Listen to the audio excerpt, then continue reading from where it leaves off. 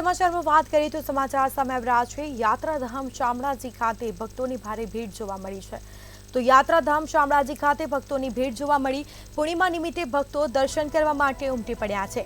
મંદિરમાં દર્શન કરવા માટે ભક્તોની લાંબી કતાર જોવા મળી છે। નિજ મંદિરને ફૂલોથી શણગારવામાં આવ્યું છે। ઠાકોરજીને સફેદ કોટનના વસ્ત્રોથી શણગારવામાં આવ્યા। હજારો ભક્તો દર્શન કરી અને ધન્યતા અનુભવી છે। તો લોકો ઉમટી પડ્યા છે દર્શન કરવા માટે। પૂર્ણિમા નિમિત્તે ભક્તો દર્શન કરવા માટે ઉમટી પડ્યા છે।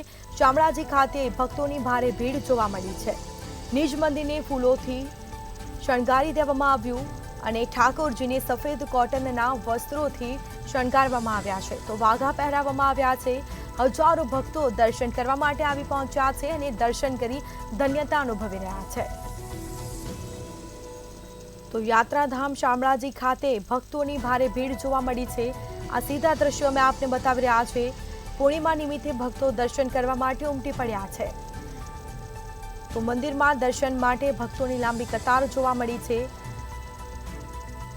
તો વધુ વિગતો સાથે સંવાદદાતા મહેશ પરમાર ફોન લાઈન પર જોડાઈ ગયા છે। જી, યાત્રાધામ શામળાજી ખાતે ભક્તોની ભારે ભીડ જોવા મળી છે। દૂર દૂરથી લોકો દર્શનાર્થે આવી રહ્યા છે। શું માહિતી?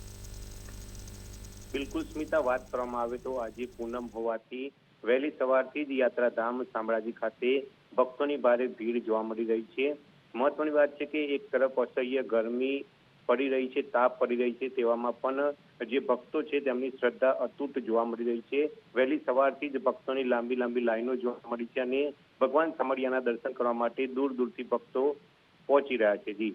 જી બિલકુલથી તમામ જાણકારી આપવા બદલ આપનો આભાર। તો નિજ મંદિરને ફૂલોથી શણગારવામાં આવ્યું છે।